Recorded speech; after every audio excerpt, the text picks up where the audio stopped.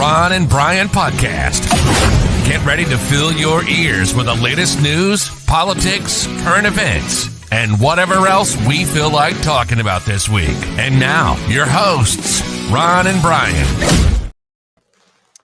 All right. Good evening, everybody. It is time for episode 325 of the Ron and Brian podcast. Full disclosure, we are recording this episode on Tuesday night because some people feel it's more important to fly off to another country, abandon us, leave us here. It reminds me of that time that you went to Scotland for my 50th birthday. Oh, no, wait, you didn't do that. You didn't do that, Brian, but you're doing that for somebody else. So that's fine. That's fine. Otherwise than that, how are you tonight, Brian? Obviously not salty. I'm not salty. You know what it is? Listen, Ron, I think, what is it? I'm upset about the Phillies' performance tonight. It's as we're recording this. It's game 3. Might have gone out because it was a 5:00 first pitch. Had a few cocktails while watching the game, and the Phillies have just stunk up the place. I would not be surprised by the time this episode airs if the Phillies have been eliminated. Well, I don't disagree with you there. I mean, I'm going to say this: the playoffs, playoffs, regardless of the sport, whether you're talking MLB, NBA, NHL, it's not about the team who has the best record over the season. It is the team that is the hottest during the playoffs. You have to make the playoffs first. So you've got to have a good record during the season. But once you get into the playoffs, you can put away all the numbers, all the statistics. Throw it all away. All the throw the records away. We start anew. And therefore, you watch it and it becomes very clear which teams have that energy. Which are the teams that show up every day saying, we are going to win today, versus the teams that show up and say, I hope we win today. You're looking this year, and I don't mean to belabor the sports angle, but I love baseball. We talked about it on Sunday's episode. Playoff baseball is a magical time for me. But you look at the San Diego Padres this year. You look at the New York Mets, who I absolutely despise, but God damn it, like Vince Vaughn at the end of Anchorman, I respect the hell out of them. You look at these teams. Who am I? Am I forgetting anyone? Tigers made a second half run to make the playoffs. You look at these teams and you just see that every time they make an out, it's not the culture in that dugout is not, oh shit, this is terrible. It's okay. That's an out. Don't worry. We got another guy coming up and he's going to get the hit. And it's that mentality of we're going to make it happen. You see it with the Mets. You don't see it with the New York Yankees, who I'm rooting for. But losing, 4-1 yesterday to the Royals, you can absolutely see an entire lineup of it's not happening today.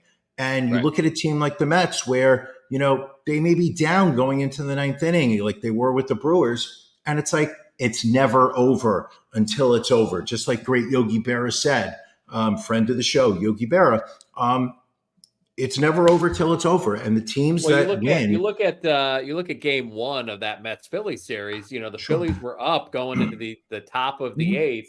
And at that point, the Mets had like a 24% chance to win the game. And they came back and won the game. So Phillies are down to their last out.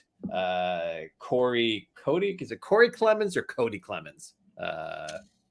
Charlie. It's Charlie Clemens. Charlie Clemens. He's up to bat right now. So anyway, Brian, baseball notwithstanding, we've got an episode to do. And as always, it's time for Drink of the Week. Drink of the Week. Na zdrowie. Drink of the week. Sláinte. Pause. Drink of the week. Drink of the week. Drink of the week. So the question is, Brian, are you drinking tonight? Because 2 nights ago you were still recovering from pneumonia, rickets, chlamydia, and shingles. So what is it tonight you have in the classic 90.9 FM WCDB mug? Limited edition, by the way.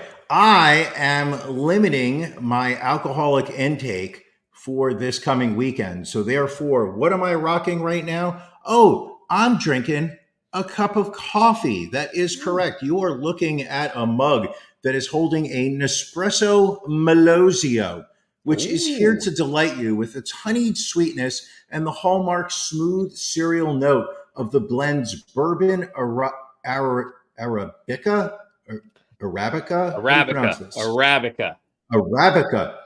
Start all over again. Ron, I'm drinking. We'll take it from the top. We'll edit this out in post. We'll clean it up. Drinking, we'll clean Ron. it up. Hold on. 3. Count me in. 3, 2, 3, 1. 2. Ron, thanks for asking. I'm drinking Nespresso.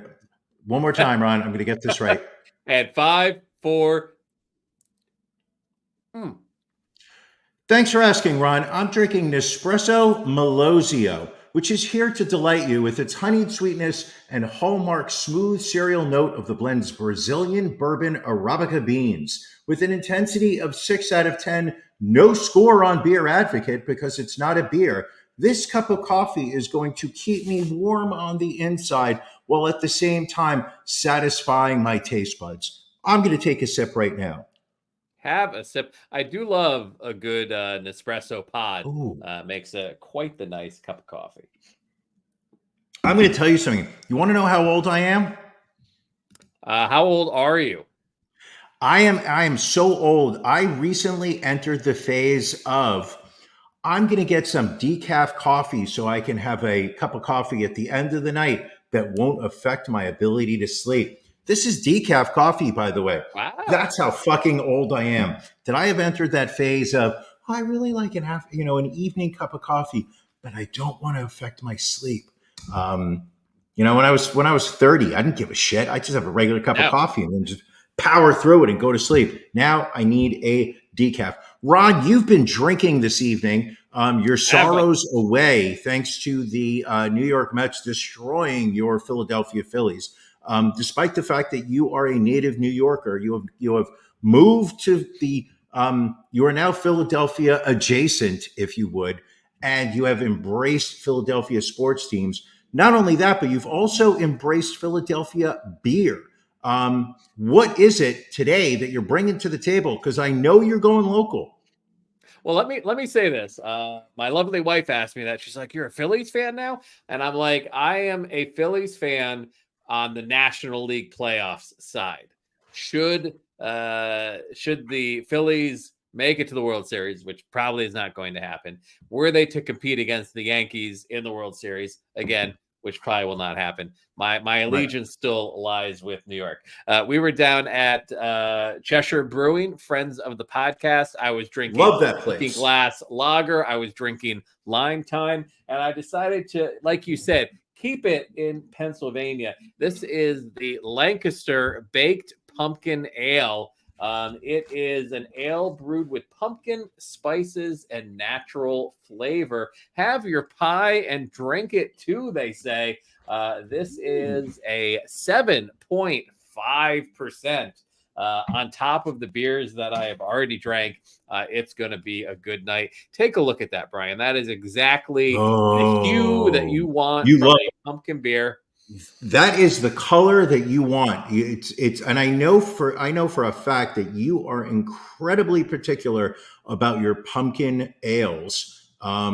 You will not drink a pumpkin lager. You will not even touch a pumpkin stout. Must be an ale. Not a pumpkin porter. It's got to be an ale. And actually, looking at this, if we go back to episode 324, the Piss Bandit story that you like, this actually looks like one of the bottles in the back that we were concerned about the health of the individual that peed that out. But let's have a sip here.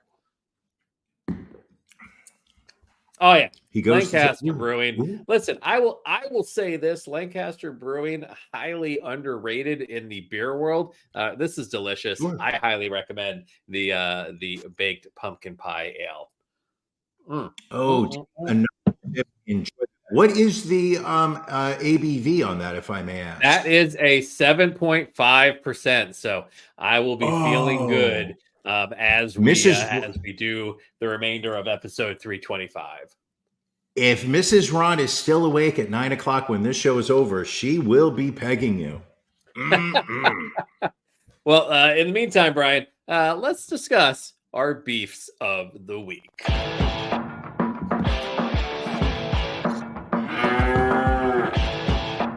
Ron and Brian's Beef of the Week.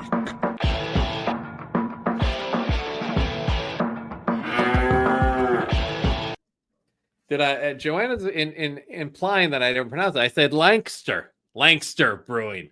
Lancaster.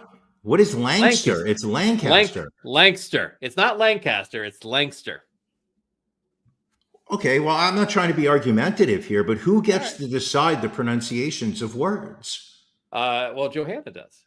Well, is she telling? Hold on a second, because I mean, I know she's going all caps here, but is she saying that that is how she would like it to be pronounced? No, Is so she many saying people that say that's how- Lancaster. People look at it and they say Lancaster, and that's not. It's Lancaster. Pennsylvanians don't say all the vowels. Very correct. Very correct. But we can discuss this when I'm sober. Brian, what is your beef of the week? All righty. Listen, the news story that everybody is talking about, and I'm sure we will still be talking about this Sunday night, is Hurricane Milton. First off, the very fact that the NOAA chose to go with Milton for their M-lettered hurricane or tropical storm, or what's a tropical depression? Those are the three categories. Hurricane Milton seems to have started in the Gulf of Mexico, did not come east to west from Africa as your traditional hurricanes, seems to have formed in the Gulf of Mexico and has become one of the strongest, statistically speaking, one of the strongest hurricanes of modern time. There was talk earlier today from the meteorological world that the powers that be should be that they should create a Category 6 hurricane. Right now, hurricanes go from 1 to 5, but there was talk within the weather community that this hurricane is so strong that it actually necessitates a higher level hurricane. So we are at the point where this is going to be a weather event. This is going to be something that is going to affect a lot of people in Florida. Homes are going to be destroyed. Unfortunately, considering the 200 plus people that passed away during Hurricane Helene just 2 weeks ago in the North Carolina, Georgia, Florida. Anyway, to make a long story short, my beef of the week is people on social media who have chosen to take Hurricane Milton and use that as an opportunity to spread conspiracy theories that this is somehow been geoengineered by the, but they won't say who, but it's been geoengineneered. I saw two videos. I think we know literally. who, Brian. I think we know who. The Jews? Is that what you're going to go with? Because That's where that. Because listen, you led the protests after 9/11 because you were thoroughly convinced that an email went out to all Jews who worked in the World Trade Center telling them not to show up. When California had their forest fires about 2-3 years ago, I remember you sending out messages to me saying that it was the Jews and their space lasers that were starting these forest fires. Now you're jumping the gun and saying that the Jews are somehow, well, actually, it's quite possible because one of the theories is that located in Tampa is the U.S. military's Central Command Station, which oversees all U.S. military activity in the Middle East. So the theory that this person, and the language they use, using this potentially devastating storm. Johanna says over here, my aunt is in direct path. Prayers to her.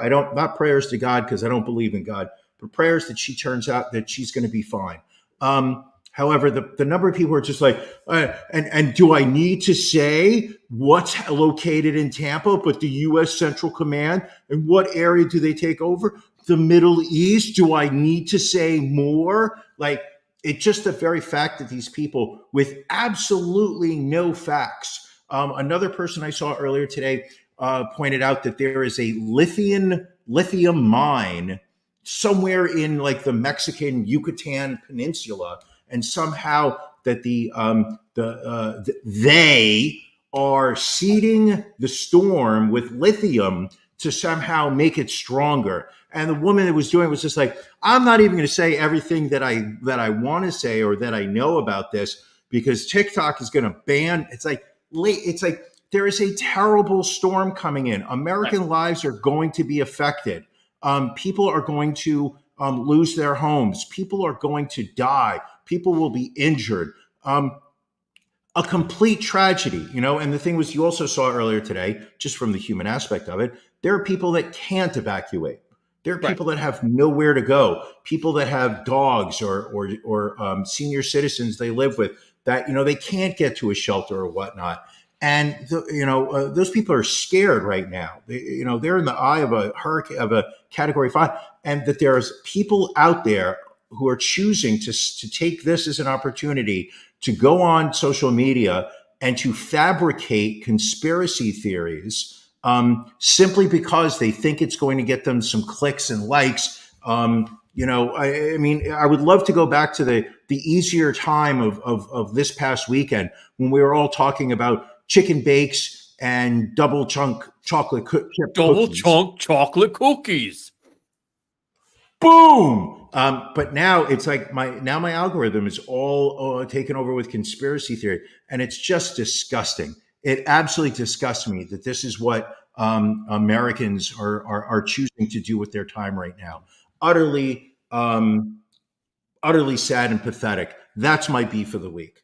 All right, fair enough. I mean, you're a caring, kind individual, and I think you just showed it right there. Won't go that far, but okay. All right. Thank you. Ron? Yes? Can I ask you a question? You may, always. What's bothering you? So this week, Brian, my beef is with a political ad. And again, we're inundated with political ads this time of year. It's annoying as hell. I wish there was a way to filter political ads off your TV when you already know who you're voting for. But there is one, and I don't know why this drives me up the wall so much. It is from Make America Great Again. It is about Kamala Harris. It's about her liberal agenda, but it talks about like she was supposed to defend the border, but instead she wants to give prisoners transgender sex change operations. And like they show this clip where she is on stage. I don't know what the event is. She is speaking to a transgender person, and she is explaining how if someone is in prison and they want, reassignment surgery, they should be able to get it. Don't know the context and everything else. But the tagline of the commercial is Kamala Harris. She's for they, them. President Donald Trump is for us. You coughed right over the tagline, so I'm going to say it again. Please say it again. We'll edit that out in post, Ron. It goes, Kamala Harris. She's for they, them. President Donald Trump is for us. And it's like, it's the first time I saw this commercial, I literally thought I was watching Saturday Night Live. Like it's how over the top and stupid it is. But I know that there are people that are like, yeah, that Kamala Harris, she's for they, them. I work with those people. There are people that I work with who are absolutely anti-woke, are absolutely anti-left, will absolutely sit there and just regurgitate what they've heard on Fox News the night before. And it's just wild to me. It is utterly wild. Meanwhile, on the flip side, you've got Donald Trump, who is refusing to do a 60 Minutes interview. And one of the reasons he's giving, or his campaign is giving, is that 60 Minutes and CBS was insistent that they would fact check comments he made. Like you've got a candidate who is openly acknowledging that statements he's going to make are going to be fact checked and pointed out that they are lies. And he's got a problem with that, obviously, because most of his interview will be fact checked. And he's likely going to get a majority vote of the U.S. population. He may not win it is so scary that a candidate who is openly saying, I'm going to lie and like to lie, and I want to get away with lying. And if you sit there and point out that any of my lies are lies, then, well, I'm just going to humph and pump, and because I'm not getting my way. Right. Fuck it. It's utterly wild. Like, you go back 20 years and you say to yourself, this could never happen in American politics. And yet it is. Kamala Harris, she's for they, them. I mean, I look at like a candidate, like I remember when Reagan ran for president, straight shooter, no great BS. Great president. You know, he said, listen, look how far down the GOP has fallen. Not only that, but think about it. I mean, just to truly show you where our GOP has fallen is the fact that you had Ronald Reagan entering the White House, 1980. America was at its lowest. It was lower than during the Vietnamese War. There were terrorists being held in Iran. We were feckless in terms of foreign policy. We had a Democrat in the White House who literally was unable to do anything. Ronald Reagan came in and said, listen, first thing I'm going to do, I'm going to get the terrorists freed. Didn't even take him 2 hours from the time. I don't believe he freed the terrorists. He freed the hostages. Oh yeah. Listen, there's some booze in here, but he freed the hostages. Listen, Ron, you said you would not fact check me during the podcast. How dare you fact check me during the podcast? That's what the chat is for.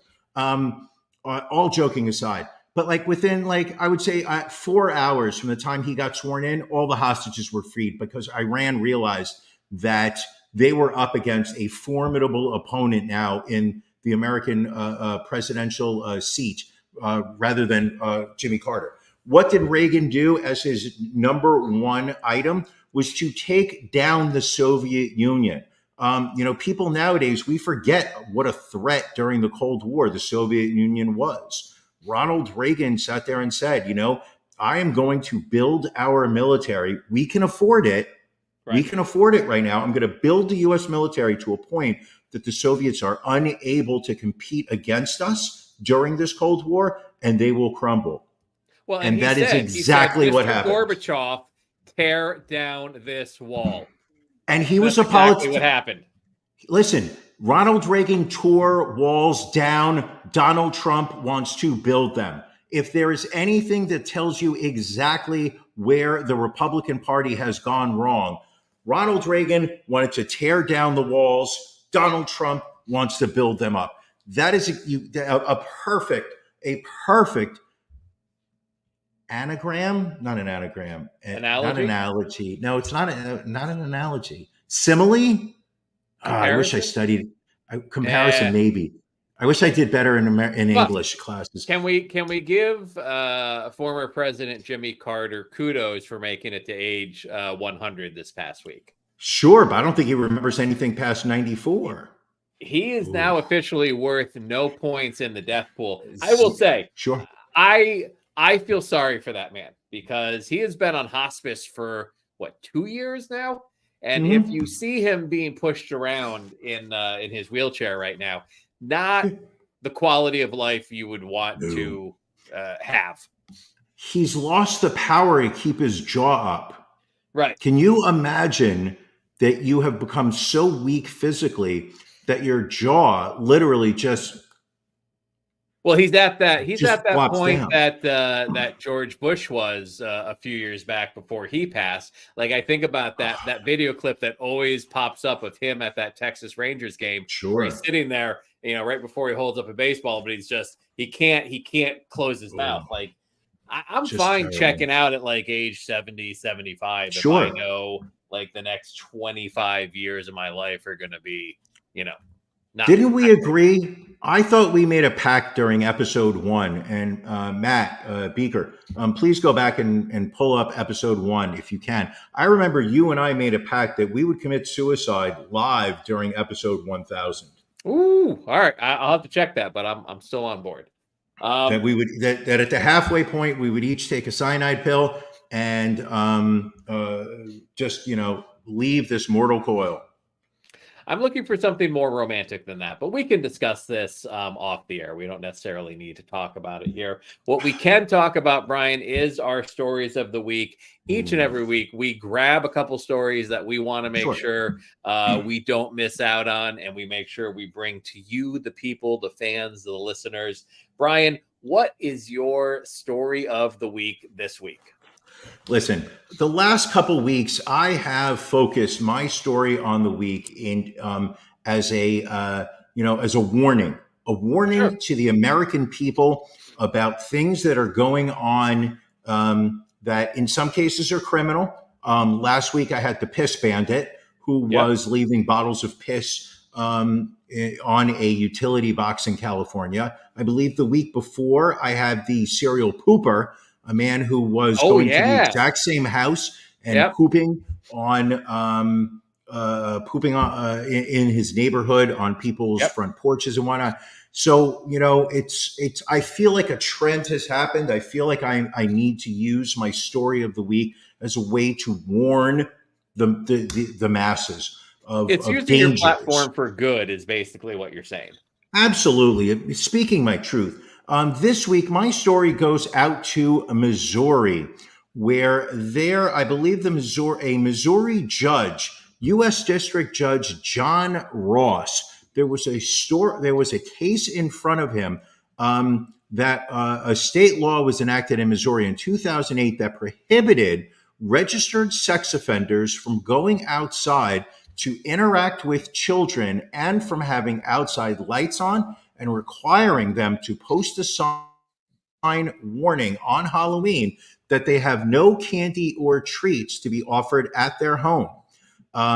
Apparently, and it doesn't say in the story, or it didn't get far. Oh, excuse me here. A Hazelwood, Missouri resident, Thomas Sanderson, look up what sexual assault charges he's been found guilty of.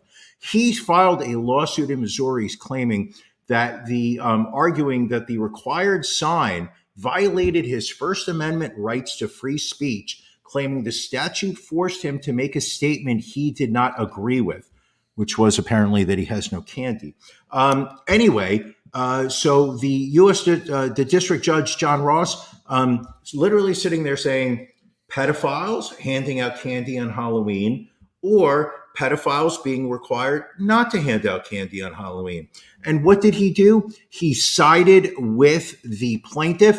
Now, Missouri sex offenders are no longer required to put up no candy warning signs. They are now able to go out and hand out candy to children on Halloween, regardless of what.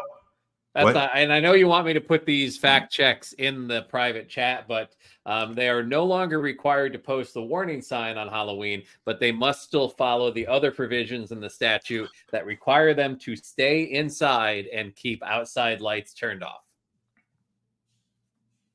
I don't like this new fact checking, Ron.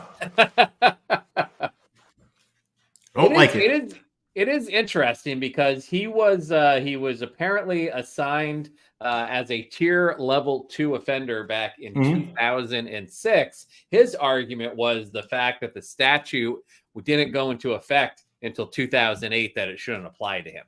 And so apparently that is what the judge agreed with. Fucking technicalities. Joe, do you agree that Ron should be fact checking me? Nope. Joe does not believe in any fact checking during this episode. Please refrain from that activity, Ron. Ron, what's your story of the week? So my story, and I'm torn on this story of the week because I am an You animal keep drinking lover. that beer. Mrs. Ron is going to make sure that you're torn. Mm-hmm. But we are going to talk about an 81-year-old Montana man who was sentenced this past week to 6 months in federal prison for illegally using tissue and testicles from large sheep hunted in Central Asia and the U.S. to create hybrid sheep for captive trophy hunting in Texas and Minnesota. So this is a photo on the right, in case you get confused. On the right, that is Arthur Jack Schubert of Vaughn, Montana. On the left is the giant Marco Polo sheep that he cloned and crossbred with some American sheep to create something called the Montana Mountain King sheep, or MMK. Apparently, you can't just breed hybrid sheep. You can't clone animals for trophy hunting. So he was sentenced to 6 months. He was fined $20,000. He was ordered to make a $4,000 payment to the U.S. Fish and Wildlife Foundation.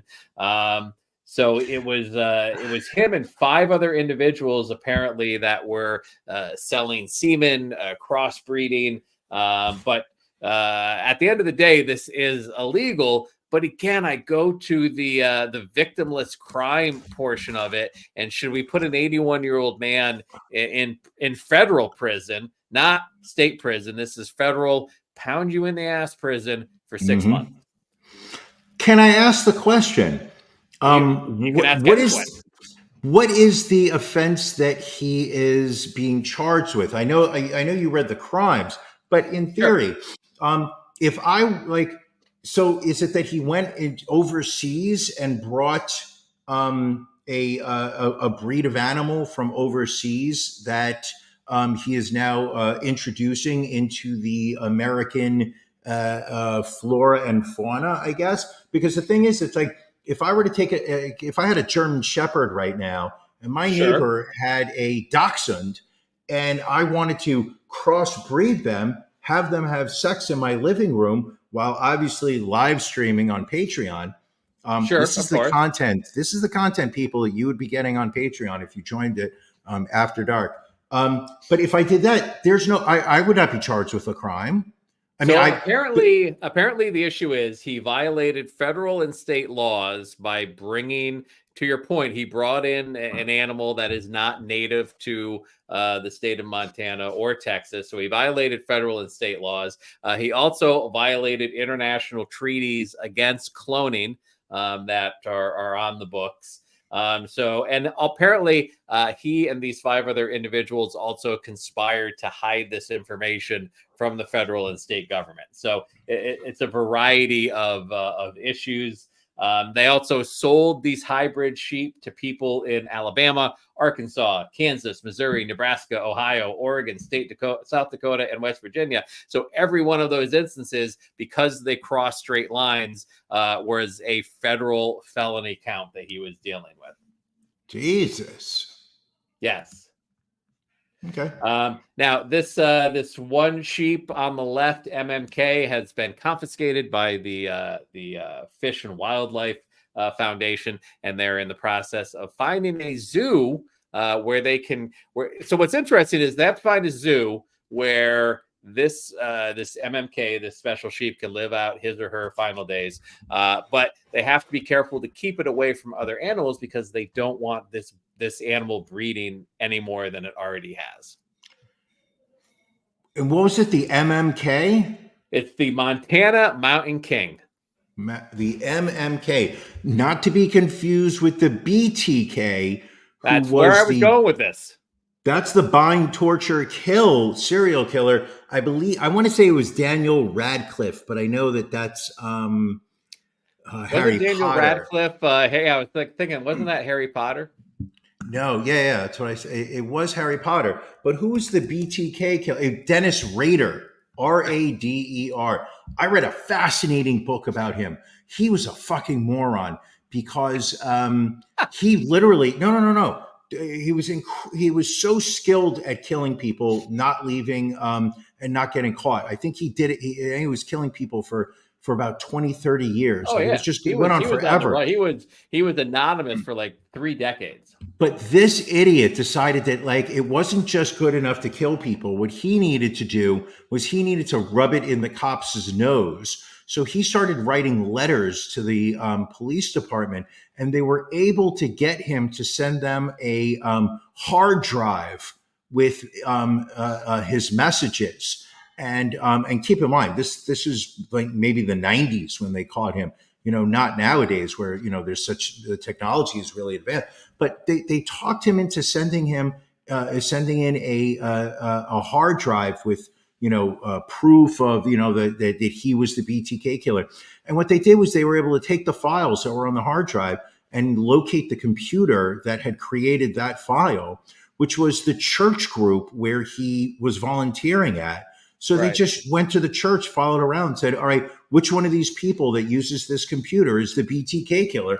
And they landed on him, and holy shit, he was guilty as fuck. This guy could have probably still been doing it. I remember seeing a show about that. What channel was that show on? I'm trying to remember. Oh, it was on WTAF. Great channel. Great channel. An incredible channel. On your cable dial. Thank you for pointing that out. I believe that's right. I believe it's 3 channels down from Investigative Discoveries, the WTAF, which stands for what the actual Florida. They stories that are Florida and Floridian themed. We unfortunately get to travel again into one of our more popular segments, but the drag queens are the problem. As we know, the right seems to feel drag queens reading stories to kids at libraries will result in the degradation of our society. But we are finding more stories week after week. Maybe this week will be the week that we find some actual drag queen stories. Let's see what we have here. Our first story goes down to Texas. Is this a drag queen? No, it is a teacher, Brian. It is a Texas teacher caught having sex with a minor student. This is Jennifer Massey, a 51-year-old art teacher at Davenport High School. She was arrested when police were called to an under construction home where the caller spotted a, quote, suspicious person. The officers were checking the house in Garden Ridge around 6 p.m., following the 911 call of activity at the unoccupied building, and allegedly discovered Massey inside with a male juvenile. The deputies concluded that the pair were engaged in sexual conduct based on their preliminary investigation.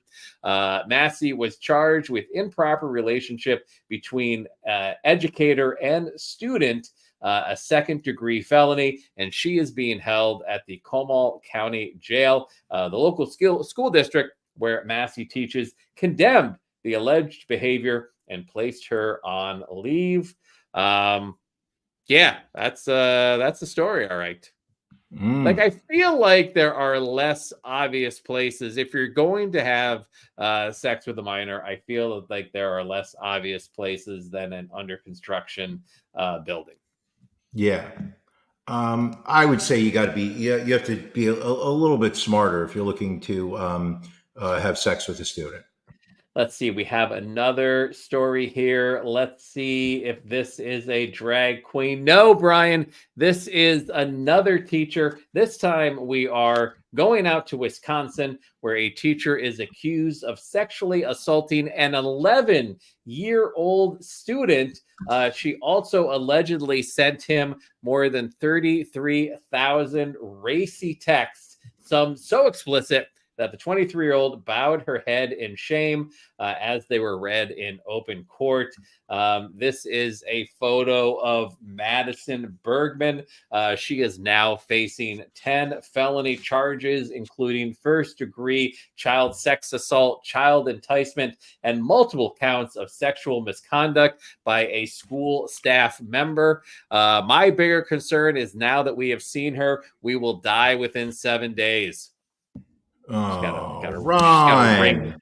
got a ring look going on there. Just listen, she's having a bad day. You know, Ron, when women are being brought down by society and their own actions, I think it's important, especially you as somebody who has a platform that speaks to you have the ability to speak to millions of people, that shaming somebody for their haircut when they are at their lowest, it feels like it's beneath you.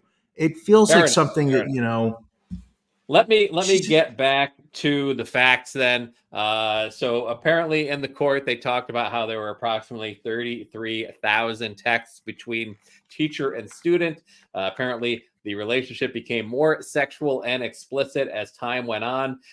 Prosecutor Carl Anderson began reading from the text, noting that things became X-rated on April 27th. Quote, "There's a conversation about the victim being hard and if she felt that during their hug." What else did she say? Anderson asked. That she would wear dresses more often because she liked how he touched her leg. Anderson continued to ask, does Ms. Bergman ever allude to being sexually aroused in the text messages? Her defense attorney responded, she talks about being wet in the classroom.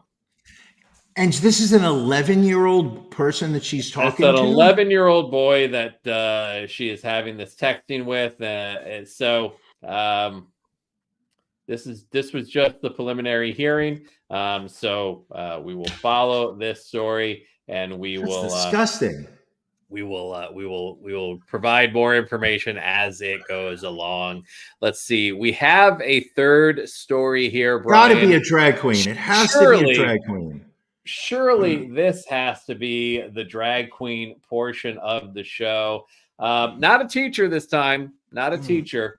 But no, this is just a Minnesota mother of two who admitted to sexually abusing a pair of 15-year-old hockey players that she met in a hotel hot tub during a staycation with her husband and children. This is Allison Chardon, age 39. She pled guilty last week to third-degree criminal sexual conduct after she initially had pled not guilty to the disturbing allegations back in May. I believe we initially covered this story back then. Chardon was at a hotel with her spouse and two children back on January 14th when she spotted the two teen athletes who were traveling from Colorado with their team and struck up a conversation with them. When she was with the boys in the hot tub, her husband yelled, "If you don't come upstairs, our relationship is over." Chardon exchanged contact information with the victims and later texted one of them to see if she could come to his room after getting in a fight with her husband. She allegedly told the boys that they were young enough to be her kids, but then pressured them into sex acts with her while a third boy watched, according to the complaint. Wow. I remember the story, but I don't remember all these details. I don't know if all these details came out at the time. Victim one described feeling stuck in the moment and did not know how to say no, the complaint reads. He said that in his head, his response was not really, but he responded by saying sure, though he wasn't totally on board with it. Following the encounter, Chardon then tracked the boys down to a rink where they were playing a game the next day. Wow. And then even after the boys returned home, she reached out to both of them. She asked one of them not to tell authorities and apologized to the other boy for going to their room. Holy fuck. This lady's insane. In exchange for her guilty plea, another criminal count was dismissed and prosecutors agreed to jail time of no more than 8 months. She must also register as a predatory sex offender, which means she should move to Missouri so she doesn't have to put out a no candy sign. Unbelievable. Unfucking believable. And they say the drag queens who just want to read books. Just want to read books, people. What else? For shame, America. For shame, America. What other stories do we have to cover here? We have a lot. We never seem to get to Can all we of them. talk about the Tennessee factory employees? Oh, I know so we this were is talking about the hurricane. I know we were talking about Hurricane Milton earlier, but the memory of the disaster that took place. Just I think it was about a week and a half ago, 2 weeks ago. Hurricane Helene. Death toll over 200 the last time I heard. Maybe on.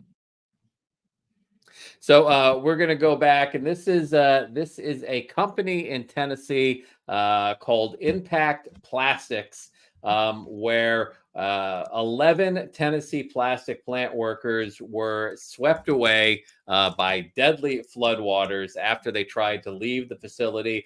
Only 5 were rescued. 4 people who worked at the Impact Plastics plants are still missing, and 2 have been confirmed dead. Family of the victims saying that they were made to work during extreme weather conditions. Some were told that they were not able to leave despite warnings of heavy rainfall in the flood-prone area. The CEO of Impact Plastics made a video denying these claims, and that they will cooperate with the state investigations that will be going on. Jesus Christ. Yeah, and it talks about a woman by the name of Ibarra Mendoza was swept away and told her husband, Bertha Mendoza told her husband Ibarra on the phone, "Tell my kids I love them very much and I won't be able to answer your calls anymore because the phone will get wet." She was then swept away by floodwaters and is one of the 2 that have been confirmed as dead. To me, I hope that guy goes to prison. I hope Yeah. that factory manager goes to prison. And unfortunately, knowing America, he will get some community service. But as somebody who works in human resources, one of the things you do realize is that the safety of your employees is paramount. Right. Well, it's like, So, what would have been the issue with closing the plant for the day? It's not like any of the product was Of course. going to leave the factory Sure. because of the storm. The product was going to get damaged in the storm. It was just clear, and it's just somebody prioritizing their power and their authority over other human beings rather than treating these human beings like human beings. It's it's just wild to me. It's wild the degree that management in America will go to make themselves feel like powerful managers. This guy deserves prison. Going down to Mexico now. Mexico. We have the story about the decapitated head of the mayor of the city of Chilpancingo. Was found. His body was found inside of his pickup truck Sunday night while his head was propped up on top of the vehicle. We do have a photo of this. If you have a trigger warning, stomach, you may not want to see this photo, but there is a photo of his head on top of his vehicle and his body inside the car. So he had only been in there for 6 days? 6 days he had been mayor. So the city of roughly 280,000 people was reeling already from the murder of a new government secretary, Francisco Tapia, who was shot and killed the week before. The previous mayor of that city, I believe, had been arrested due to apparently dealings with gangs in the area. And then, this individual by the name of, hold on, did I read his name yet? Come on, Ron. Let's see if you can do it. We know you love pronouncing foreign names. We know it is your strong suit. Alejandro Arcos. He was 43 years old, was in office for 6 days, and was killed. Most people are assuming by one of the local gangs in the area. Yes. And, I was reading a very interesting article today about how the Sinaloa cartel, which was ruled by El Chapo for all those years, is now undergoing a very violent civil war in Mexico right now. As it was just, we did a story a couple months back where one of the competing leaders within the Sinaloa cartel was set up by the son of El Chapo.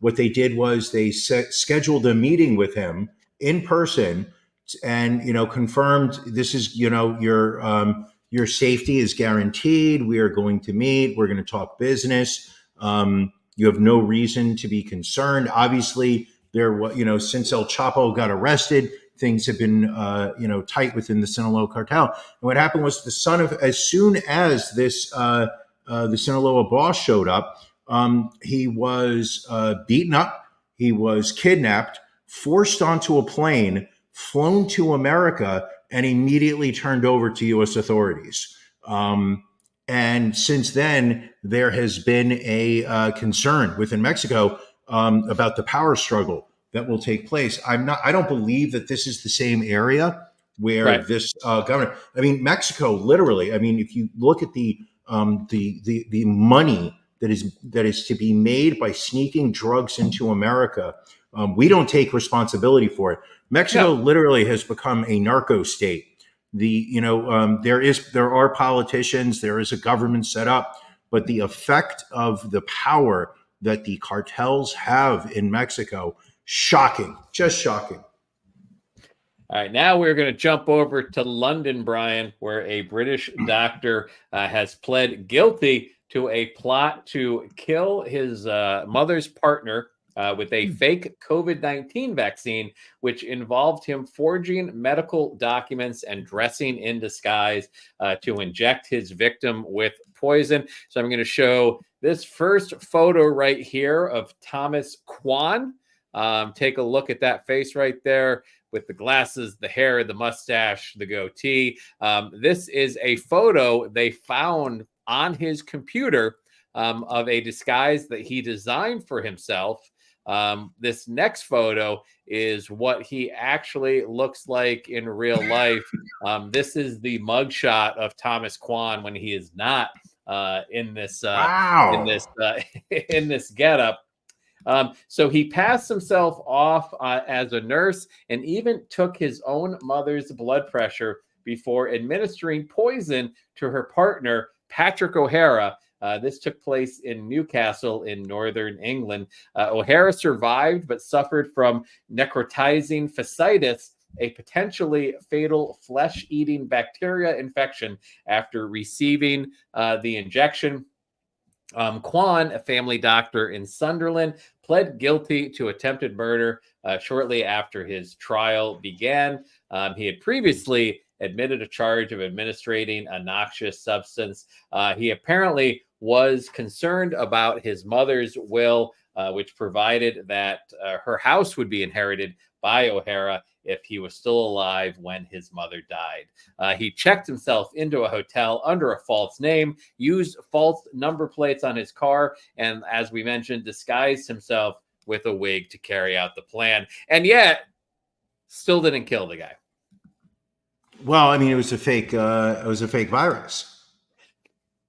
There you go. There you have it. There it is. Listen, so clearly he was giving out Johnson & Johnson. Clearly it was a J&J jab. If he had used a poison by Moderna, the gold standard, clearly he would have gotten the job done. Yeah. We know this. We know this, Ron. For any of you looking to go on vacation, be careful when traveling out there, as an American tourist was eaten by a shark while on a dream diving vacation with friends in Indonesia. The body of Colleen Monfro of Michigan was found inside of a shark's stomach after she was swept out to sea by strong currents. Monfro, age 68, and 6 pals were enjoying this diving trip around Pulau Reong Island.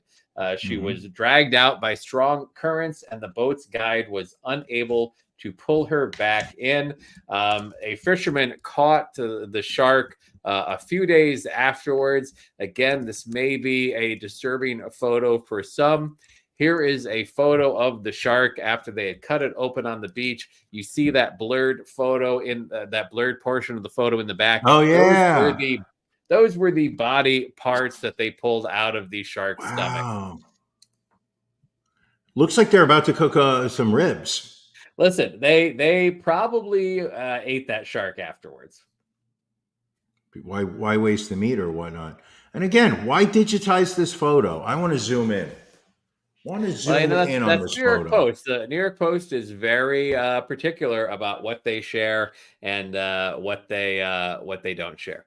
Did I pronounce fasciitis? Fasciitis. Fasciitis. Fasciitis. Fasciitis. Fasciitis. Fasciitis. We really, we should have pre-podcast meetups with Johanna where we review these medical terminology, because clearly you and I are not able to pronounce them. You got fasciitis wrong. You pronounced it Lancaster. Lancaster. And then I believe you said beer. And then I believe right at the top when you said those fucking Jews, which I mean, you got to be careful, Ron. You got to be careful with those comments. I mean, Elon Musk. I know October 7th is a day that you celebrate. While the rest of the world mourns, the hundreds of over 1,000 Jews, I believe, were killed on October 7th by Hamas. If I remember correctly, you threw a Palestinian themed party in your backyard. That would be incorrect. Okay. Tell me about Elon Musk, Ron. So he appeared at the Trump rally in Butler, PA, where he went back. Yes. He's so weird. This is a photo of him like jumping up on stage. I don't know if he's trying to do the YMCA. I don't know exactly what he's doing, but just such an awkward individual. What I find amazing are these the tech bros.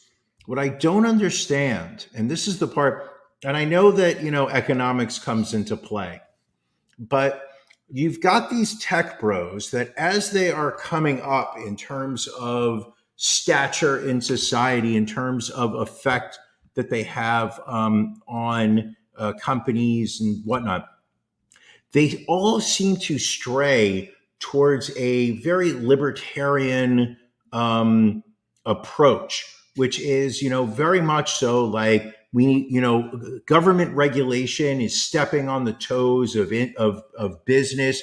We need smaller government to not hold back our, creations and our products, and how dare the government question, what Facebook is collecting and personal data and whatnot.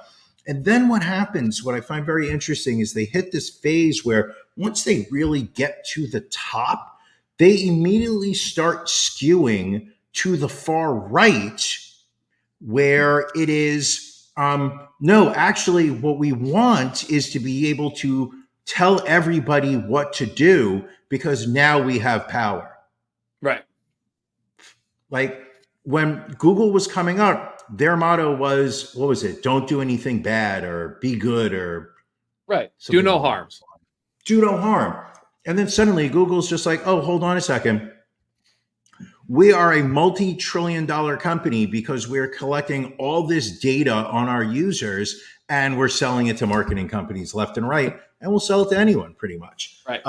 Elon, basically came up with, oh, no, electric cars is the way to go. And, I'm going to launch some satellites into space. And then suddenly out of nowhere, he became like this, free speech advocate.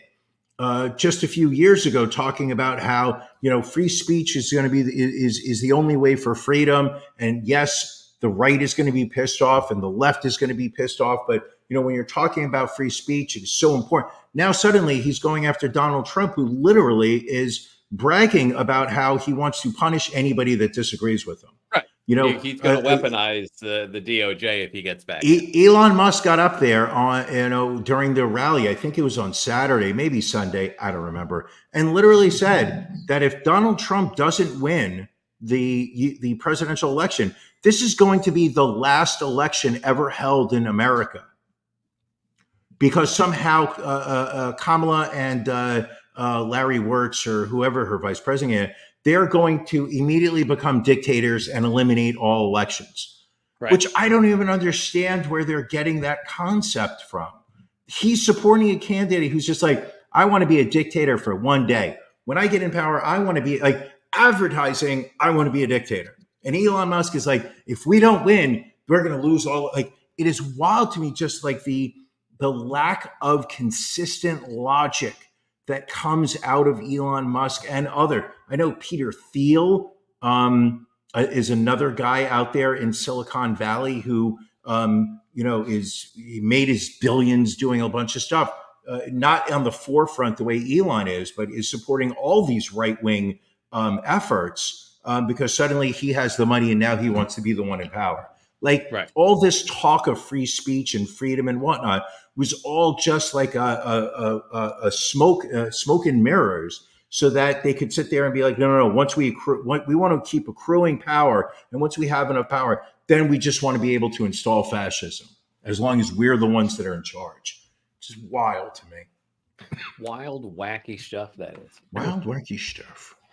Brian, the sequel to Joker came out with Joaquin Phoenix reprising his role from a couple years back, and Lady Gaga playing Harley Quinn. Here is a photo still of them from the movie. Apparently, this movie, since releasing on Friday, is underwhelming, and people have been walking out on it. Apparently, it's I hear conflicting things about whether this is actually a musical or not.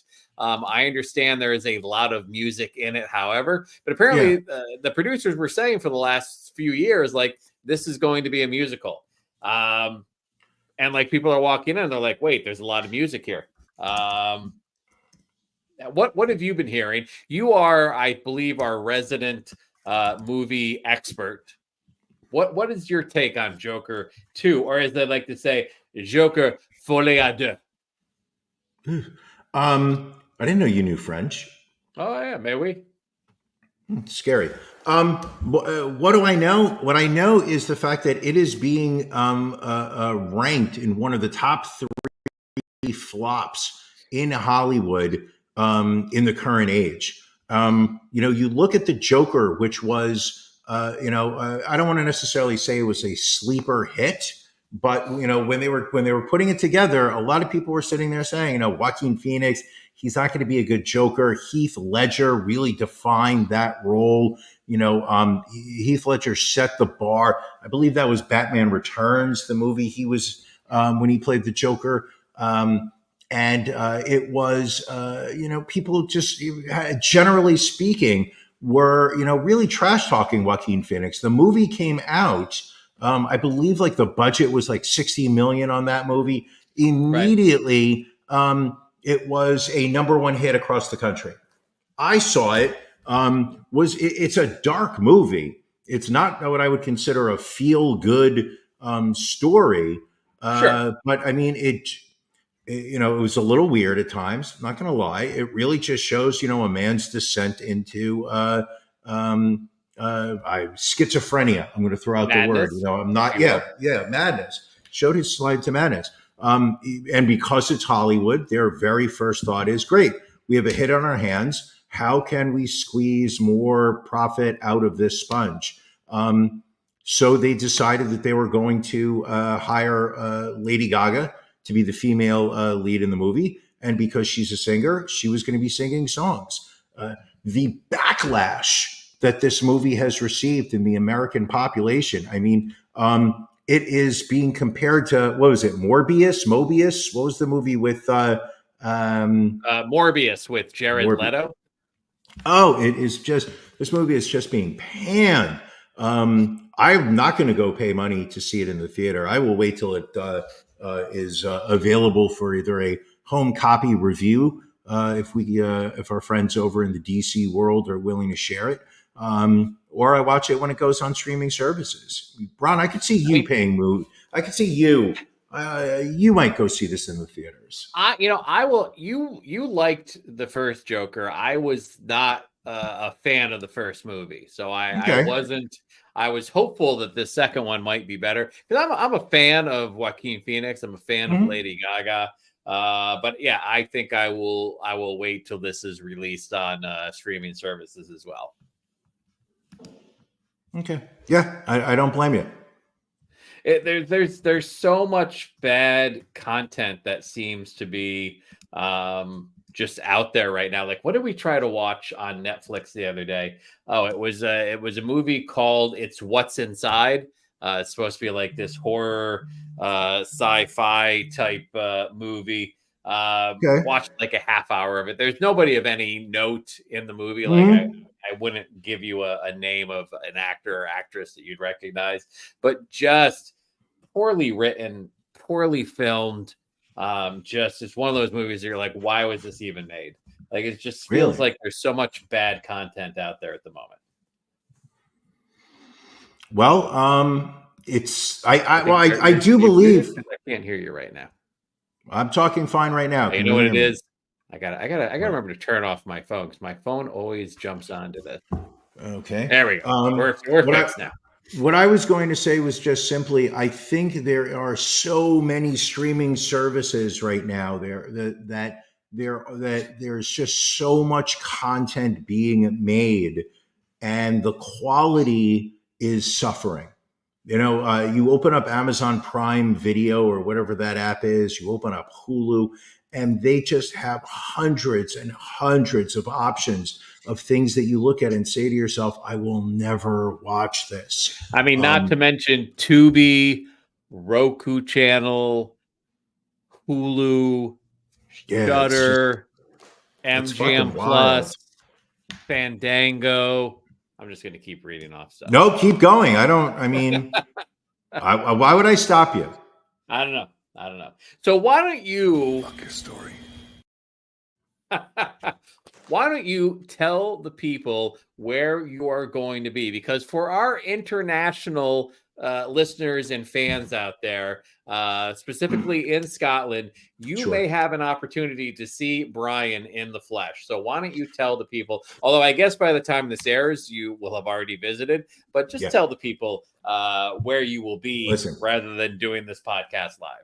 Once again, this is another opportunity for me to be a passport bro.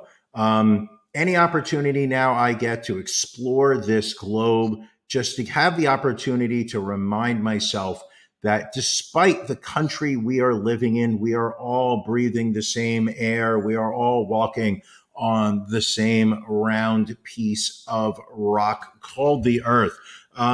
Tomorrow, I will be flying directly to Heathrow Airport in London, England. Immediately, I will be transferring. I think I have like a little layover. I'll be flying up to Edinburgh. However, it has been constantly reminded to me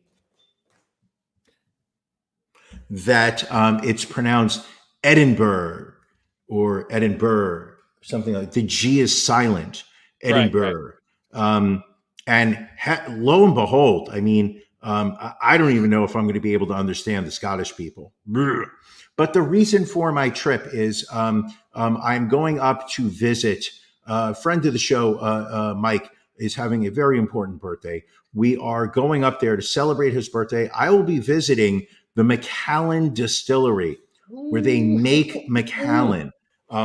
That is the trip. While there, I will be doing a side venture. About 20 minutes away is the Glenlivet Distillery. So I will also be taking a tour there. So I will be ingesting some very fine Scottish whiskey. Edinburgh, is that it? Edinburgh? See, I'm not sure how it's pronounced. I could ask and I'm going to get yelled at. Yeah. You will. But, and then we're going back to London for a couple of days to spend some time with the ladies' family. Back next week. All right. What's the health situation? Because you had the pneumonia, you had the ear thing, and you were going to find out if it was safe for you to fly or not. So yesterday I went to an ear, nose, throat specialist. Sure. We did an audio test. It was immediately diagnosed that I have a swollen eardrum in my left ear that is a result of fluid buildup that is happening. It is preventing the hairs in the ear on the eardrum to be able to move, and the movement of them is what receives noise. So Right. because they are now being forced out of their normal position, I want to say the hair is called cilia, but I don't think that's the case. Is. Very nice. Because of the swelling, the hairs are static and they can't move. So that's what's causing the ringing. I've been prescribed some steroids. I was told to be prepared for some what's what I'm thinking of, nightmares, maybe some anger issues. I'm not kidding you. Those were listed. I believe it. Also on the list was like upset stomach and things like that. But like anger issues was second. The first one was nightmares. So these are some strong steroids that they're putting you on. They're so strong that today I can actually start to hear in my left ear. Oh, nice. Like if I do this right now and start talking, I hear you. Okay. Not loud. Couldn't do that a couple days ago. 2 days ago, I could not do that. However, now I can actually start to hear. So I think the steroids are starting to work. She said to me that flying is not necessarily advisable, but she said based on my track record of not having ear pain from traveling, she said, go for it. All right.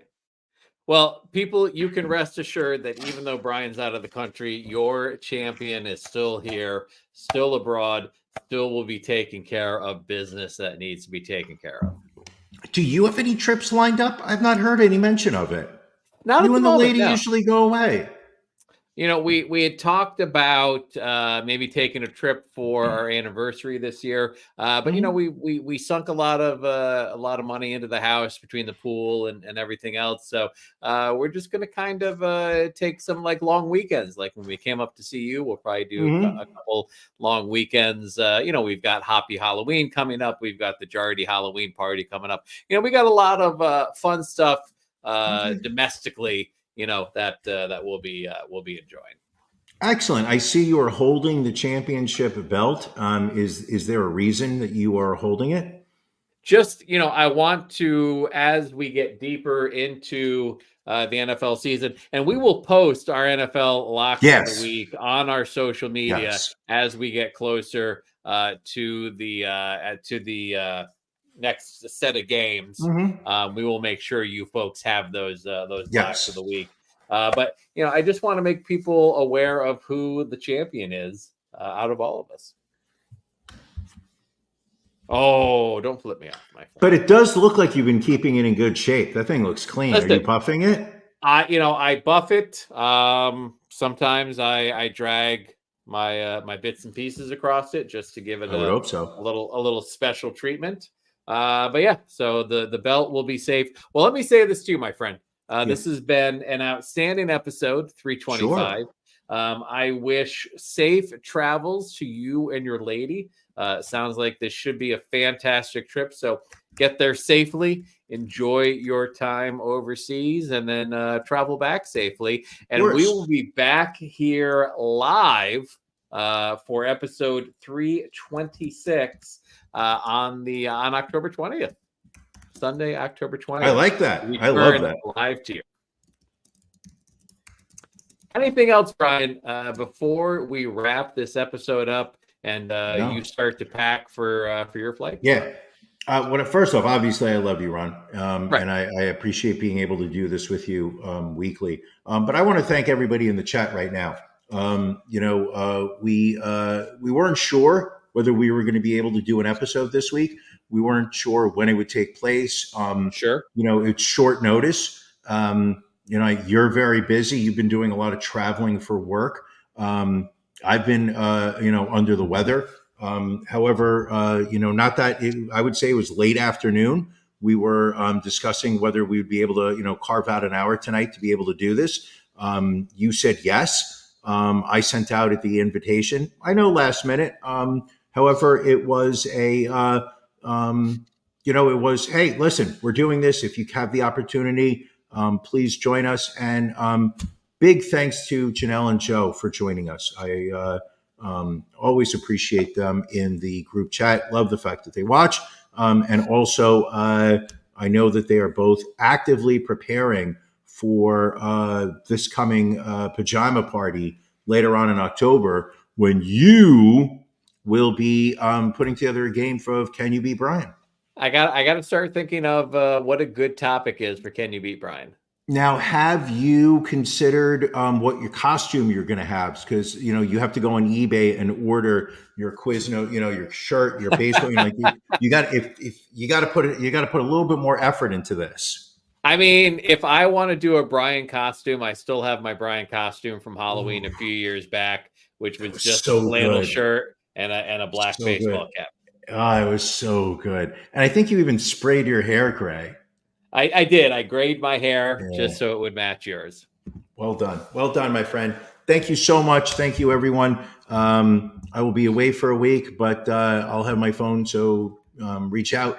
And thank you. Sounds good. Love you, Brian. Love you to the listeners, and we will catch you on the 20th. Thank you for joining us on the Ron and Brian podcast. We're live each week on YouTube, Facebook, and Twitch. You can find prior episodes, links to our social media, and everything else Ron and Brian at ronandbrianpodcast.com. See you again next week.